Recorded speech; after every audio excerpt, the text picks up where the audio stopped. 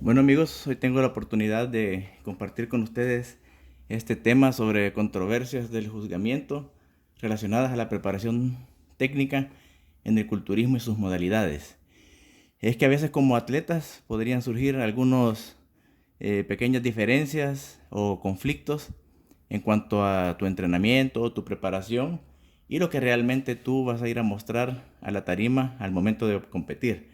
Entonces es de suma importancia tener este conocimiento, poderlo valorar y tomarlo en cuenta para las siguientes competencias. Bueno, los aspectos remotos son aspectos que son los más lejanos, es decir, con lo que tú más lejos podrías encontrarte con problemas al momento de competir.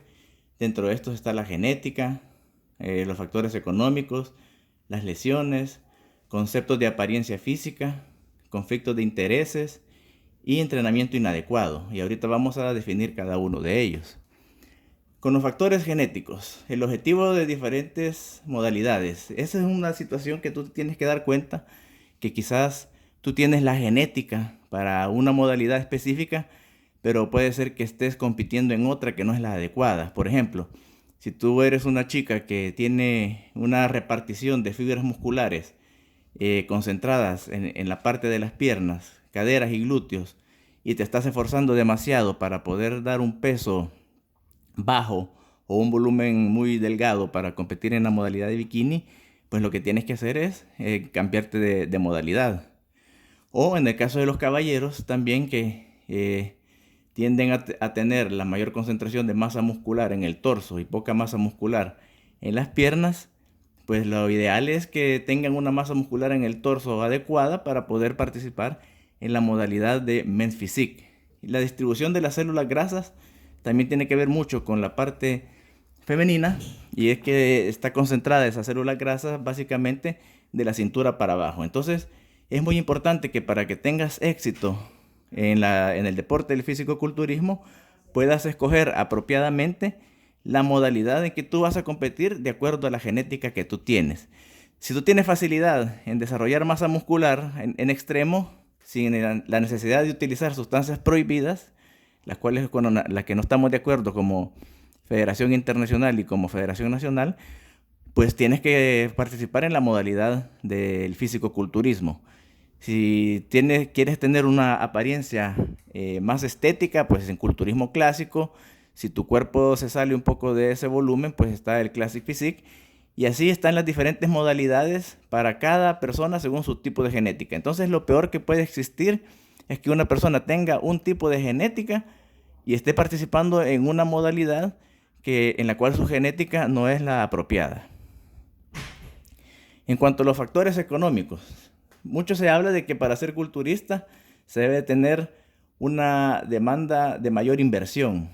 Entonces, si la cantidad de gasto energético que tú tienes que tener de inversión energética en alimentos y se te complica demasiado tener esa inversión en alimentos para ser un físico culturista, pues entonces lo ideal es que tú gravites a una modalidad que no tengas que tener ese gasto de estar comiendo tantas veces al día, sino que puedas participar en la modalidad de físico clásico o men's physique y te puedas mantener con una alimentación de 3 tiempos de comida principales y 2 meriendas. Y es algo que va a ser más adecuado para que no estés forzando tu cuerpo con grandes cantidades de alimentos o grandes cantidades de proteína que al final te va a demandar una mayor inversión. En el fisicoculturismo nosotros manejamos que hay dos tipos de personas. Personas sin dinero pero con una genética apropiada para invertir aunque sea los pocos recursos que tienen, o personas que tienen muchos recursos y pueden invertir. Las dos cosas vienen saliendo igual, pero como federación o como deporte de alta competencia nos interesa más que una persona pueda tener un mejor rendimiento por medio del talento y no tanto por medio de la inversión. El talento significa en este deporte la facilidad que un hombre o una mujer tiene para poderse dedicar a una modalidad en específico. Y uno de los errores que a veces se pueden cometer de parte de los jueces o de algunas autoridades es que dan preferencia a las condiciones sociales de una persona, el estatus social. Por ejemplo, si vemos una persona que entrena de esta forma y el juez puede decir, pucha, como a esta persona le cuesta más, entonces a él lo voy a evaluar mejor. Eso es algo que no se tiene que tomar en cuenta. Los jueces no toman en cuenta el estatus social de una persona ni el estatus económico para evaluarlo de cierta forma. O si alguien puede pensar, como este invierte mucho en suplementos, entonces se esfuerza más, entonces hay que darle un mejor lugar. Tampoco, eso es algo que los jueces no hacen, solamente califican lo que ven y observan en el momento. Las lesiones. Si tú estás lesionado del tren superior o de la parte de abajo, de la cintura para abajo o de la columna, esto te va a evitar tener un desarrollo armónico en todo tu cuerpo. Si tú estás lesionado de los hombros, muy difícilmente vas a poder hacer entrenos pesados que te van a permitir a tener un máximo desarrollo muscular y te pueden impedir llegar a competir en fisicoculturismo. Si tú estás lesionado de las rodillas, igual tus piernas no van a tener el estrés suficiente para poderse desarrollar, o lo mismo puede pasar con la columna. Entonces, en ese caso, hay modalidades que no es necesario que te retires, sino que debes de gravitar hacia modalidades más amigables para un entrenamiento más ligero, como en el caso del Men's Physique o el físico clásico. También pueden haber algunas lesiones que te puedan imposibilitar hacer algún tipo de poses. Entonces tú tienes que buscar una modalidad que, si te duele, por ejemplo, flexionar los bíceps o tienes un bíceps desgarrado y se te va a notar la diferencia asimétrica del volumen derecho versus el volumen izquierdo, entonces tienes que buscar una modalidad en que eso no sea notable. En este caso sería el Men's Physique, que no hacen poses de bíceps, por ejemplo. Entonces hay que tomar en cuenta las lesiones que una persona puede tener para poderse dedicar a una modalidad en específico.